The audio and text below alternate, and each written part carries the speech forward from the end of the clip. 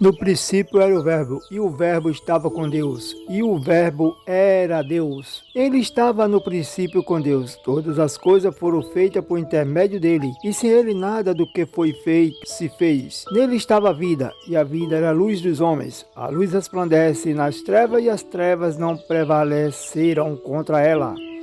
O Evangelho de João começa com uma abordagem teológica e fisiológica sobre a natureza de Jesus Cristo. O versículo 1 estabelece que no princípio era o Verbo se refere a Jesus Cristo, sendo uma designação para a segunda pessoa da Trindade Divina.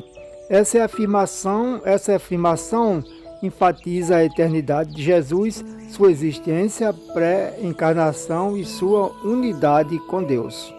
O versículo continua afirmando que o Verbo estava com Deus e também era Deus.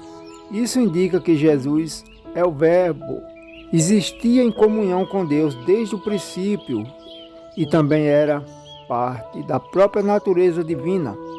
Essa declaração que o Verbo era Deus revela a divindade de Jesus e a sua igualdade com Deus Pai.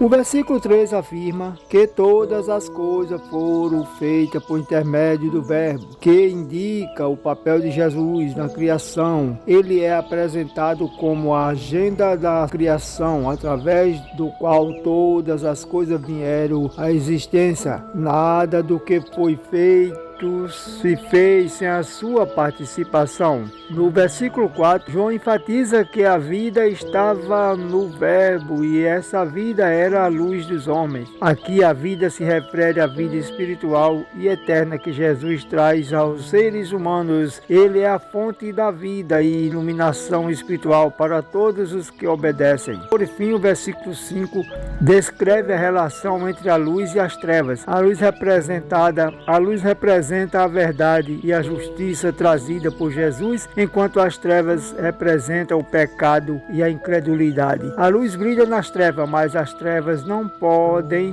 dominá-la ou apará-la. Isso significa a vitória final de Jesus sobre as forças do mal e a capacidade da luz dissipar a escuridão espiritual.